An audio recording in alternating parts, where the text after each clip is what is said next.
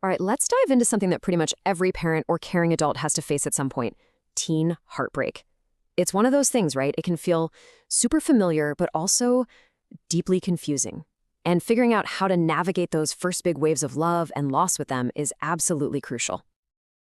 From where we're standing as adults, it's so easy to look at a teen breakup and just kind of roll our eyes. We see the whirlwind romance, the super intense emotions, the dramatic split, and we just label it teen drama.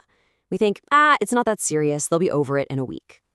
But that's exactly where we can get it wrong, because what feels small and fleeting to us, it feels absolutely world-ending to them. And that intense pain they're feeling, it is 100% real. It's not just in their head, it's rooted deep in their development. So what is actually going on in their brain and their body that makes a breakup hurt so much? Why does it feel like the end of the world? Well, that is exactly what we are going to unpack right now. And the answer, believe it or not, it all starts with the brain. This isn't just about feelings or drama. This is biology. It's about the very specific, kind of wild way the teenage brain is wired. So think of it like this. During the teenage years, the part of the brain that handles emotions, social rewards, and connection, let's call it the emotional engine. It is going into overdrive. It's like a brand new sports car engine, and it's developing at lightning speed. This makes positive social stuff feel absolutely amazing, but it makes social rejection feel catastrophic. And here's the kicker. While that emotional engine is revving like a race car, the part of the brain that handles logic, perspective, and impulse control, our logical brakes, well, that part's still under construction. The brakes haven't been fully installed yet. So you've got this high-speed engine with, let's just say, less than reliable brakes. And that mismatch is why their feelings can feel so completely overwhelming. For them, the stakes just couldn't be higher. A first relationship is like a crash course in life. It's the first time they're learning about trust, about jealousy. It's the first time they feel truly chosen by someone outside their family. So when it ends, it's the first time they feel truly rejected.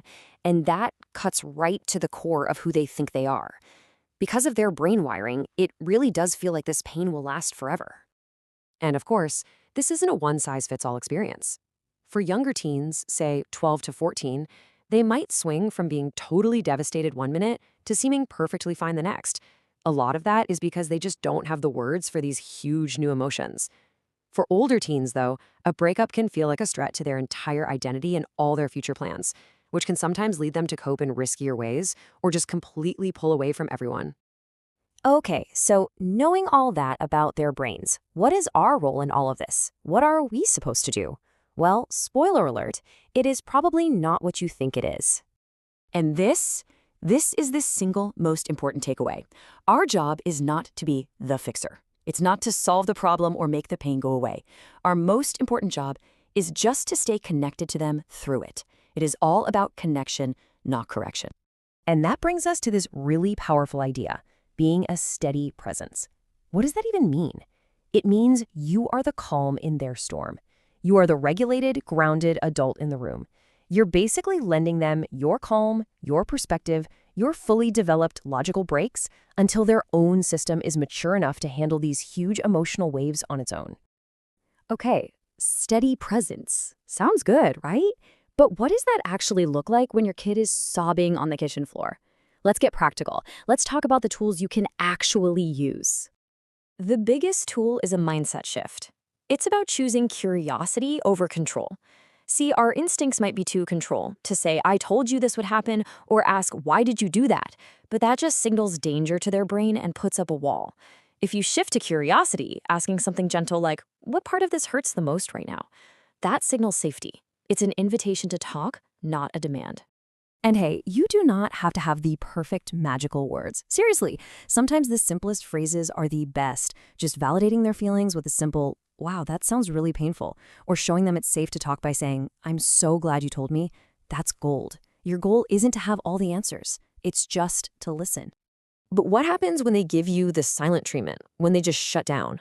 First of all, that is totally normal, and silence doesn't mean they don't need you. The key here is presence without pressure. Just being in the same room quietly, or doing something side by side, like going for a drive or cooking dinner.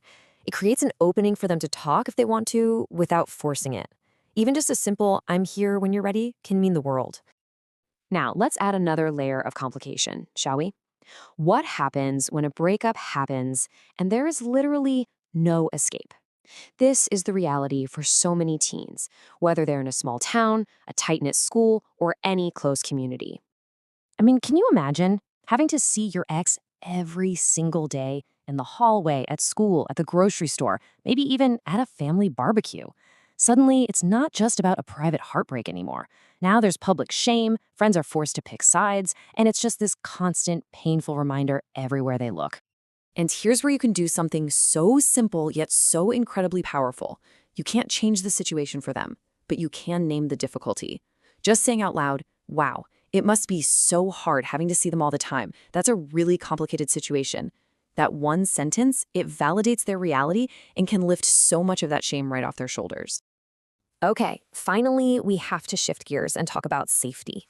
Because while most teens will get through heartbreak and come out stronger, for some, this intense pain can spiral into a really dangerous place.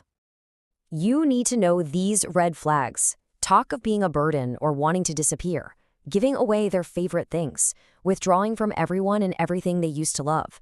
These are not things to ignore or hope they'll just pass. They're urgent signals that a teen is overwhelmed and needs help right now. And let me be crystal clear here. It is always okay to ask directly, are you thinking about hurting yourself?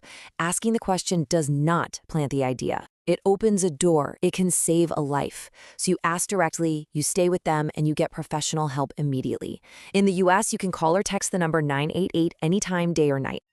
So as we wrap up, let's just bring it all back home. When you strip everything else away, through this whole messy, painful process, what your teen is really looking for are these 4 things. Everything we've talked about, being that steady presence, truly listening, validating their pain, it all sends them one clear message. You are seen, you are heard, you are valued, and you are capable of getting through this. And that's the real long-term payoff. Your calm, your consistency, your willingness to just sit with them in the storm, it doesn't just help them right now. It gets internalized. It literally becomes the voice inside their own head. Your steady presence helps them build their own internal compass that will guide them long after this particular heartbreak is just a memory. So I'll leave you with this question to think about. This isn't about having a perfect script or doing everything right. It's about showing up. It's about small, consistent actions. So how will you be that steady, reassuring anchor for the young person in your life this week?